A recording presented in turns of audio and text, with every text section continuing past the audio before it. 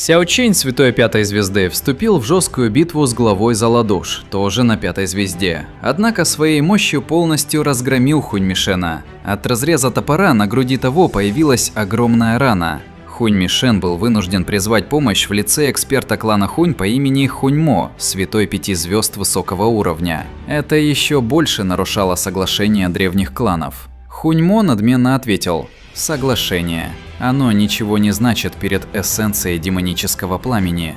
Гунаньхай и старейшины других древних кланов, когда увидели того старика, испытали некий страх. Хунь Мо посмотрел на группу Сяо Яня, но не атаковал. Почему он не стал сразу же забирать эссенцию пламени очищающего лотоса у Сяо Яня? Все просто. Он ощутил присутствие еще большей пугающей силы. Хунь Мо вздохнул и посмотрел в определенную область посреди пустого пространства, а затем задал вопрос. «Старый монстр из Малой башни Пилюль, зачем тебе все еще прятаться, раз я решил показаться?» Сердца экспертов вздрогнули, когда они услышали вопрос старика Хунь Мо. Многие изумленно уставились в пустое пространство. Так значит, здесь еще был один эксперт, который предпочел не показывать себя. Старый монстр меньшей башни Пилюль? Взгляд Сяо Яня мелькал. Ему в голову пришла одна мысль. Мог ли старик Хунь Мо обращаться к загадочному основателю меньшей башни Пилюль?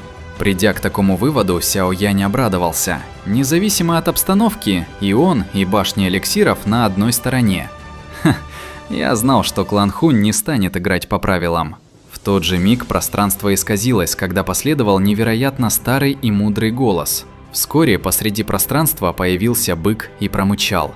Все эксперты уставились на быка, или точнее на человека, что сидел на его спине. Однако они изумились тому, что не увидели на ней старика.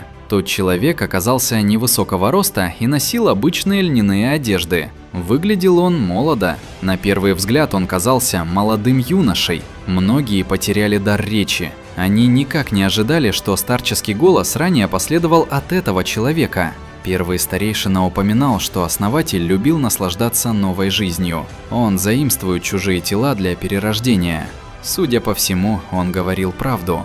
«Старый монстр, ты все такой же загадочный». Старик Хунь Мо смотрел на юношу. Он холодно рассмеялся, но в его глазах мелькал легкий страх.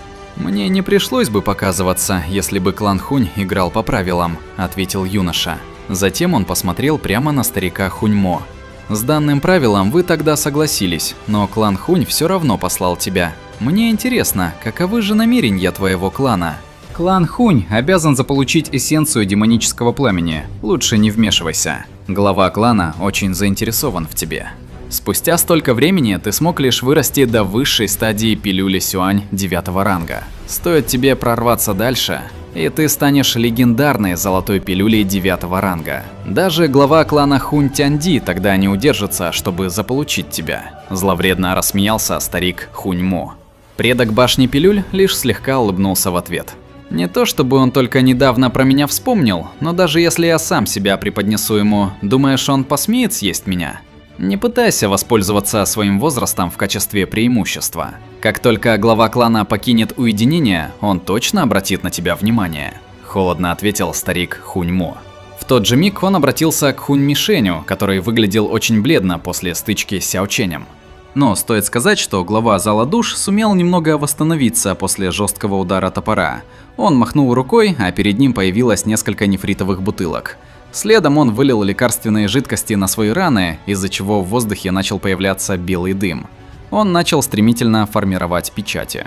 «Хунь Мишен, ты вправду опозорил имя главы зала душ», – хмуро произнес старик Хунь Мо, когда увидел жалкий вид главы. Но Хунь Мишен оправдывался, указывая на то, кем на самом деле являлся его противник. Учитывая гигантский кровавый топор, единственный человек, который с такой легкостью мог пользоваться подобным оружием в клане Сяо в прошлом, это кровавый топор Сяо Чэнь. Никто не ожидал, что такой человек появится здесь. Кровавый топор Сяо Чэнь. Не думал, что ты до сих пор будешь жив. Тебя, можно сказать, благословили. Если бы ты тогда был в клане Сяо, твоя судьба не слишком бы отличалась от остальных. Старик Хунь Мо поднял голову и посмотрел на Сяо Чэня. Сяо Чэнь слегка нахмурился. Он ощутил от него ауру куда более сильную, чем от главы зала душ. Сила ауры была такова, что даже он не сумел бы с легкостью его победить. Но тут в разговор снова вступил предок башни Пилюль. Клан Сяо прямо как насекомые, которые выживут, что бы ни случилось. Сяо Чэнь, тебя стоит поздравить за твое выживание до сих пор. Предок был очень старым, поэтому мог обращаться к Сяо Чэню как к равному, так как тот прожил до сих пор. Ты же тот человек из башни эликсиров. Сяо Чэнь посмотрел на пастуха на быке. Хотя его внешний вид значительно изменился, Сяо Чэнь сумел ощутить от него очень знакомую и уникальную ауру. Кроме того, лишь один человек во всем мире мог обладать такой аурой. Первый старейшина башни эликсиров наконец сумел прийти в себя от шока. Он тут же преклонил колено. От волнения даже слезы потекли по его лицу. Даже он лишь несколько раз встречал хранителя башни эликсиров. Вот почему сейчас он был крайне взволнован. Предок башни пилюль поднял старейшину с колена и тепло поприветствовал. А далее велел Сяо Яню: «Передай мне эссенцию демонического пламени». Сяо Янь слегка изумился, когда услышал слова юноши. Он повернулся к нему, но увидел на его лице теплую улыбку. Хотя юноша и выглядел странно, но от его улыбки Сяо Янь почему-то понял, что ему можно доверять.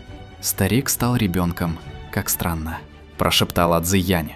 Сяо Янь не стал медлить и быстро бросил в сторону юноши запечатанное пламя. Глаза старика Хуньмо налились холодом, а затем он высвободил свою ауру. «Святой 5 звезд высшего уровня. Какая страшная сила!» В сердце Сяо Яня вспыхнул шок. Сила этого старика оказалась слишком большой. Если он столкнется с ним в лоб, то не сумеет выдержать даже одного удара. Старик Хуньмо моментально исчез. В следующий миг он появился возле фиолетовой печати с намерением схватить ее. В этой сцене ключевое не сама схватка, а баланс силы и скрытые намерения. Клан Хунь окончательно показал, что любые договоренности для них ничего не значат, если на кону стоит эссенция демонического пламени.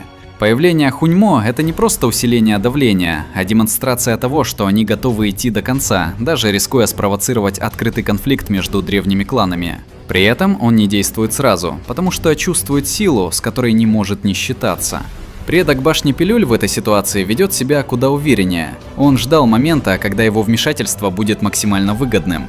Его спокойствие показывает, что он не боится ни Хуньмо, ни даже Хунь Тяньди, а значит, его уровень и статус выходят за рамки обычных святых. Фраза про золотую пилюлю 9-го ранга прямо намекает, что он сам по себе ценность уровня сокровища, за которое могут начать войну. А что было далее, рассмотрим в следующем видео. Планирую выпустить ролик уже завтра, только на 2-м канале. Поэтому переходите в мой телеграм Киномикс, чтобы не пропустить его и получить уведомления. Ссылка в описании. Большое спасибо за просмотр. Подписывайтесь на канал, ставьте лайк и всем пока.